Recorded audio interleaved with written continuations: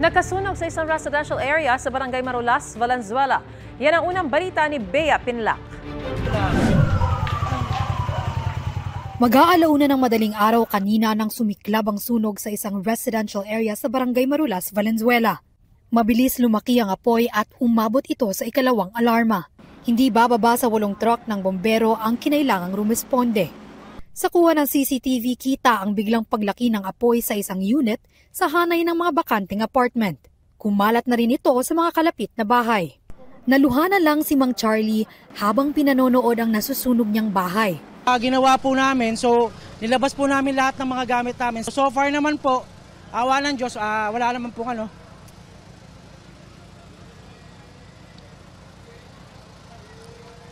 wala namang nasaktan or nasugatan or namatay. Yun nga lang, unfortunately, baka wala kami nasalbang gamit. Mga damit at mahalagang dokumento na lang daw ang naisalba nila.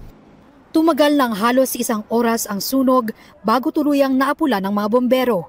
Patuloy na iniimbestigahan ang sanhi ng apoy at ang halaga ng pinsala.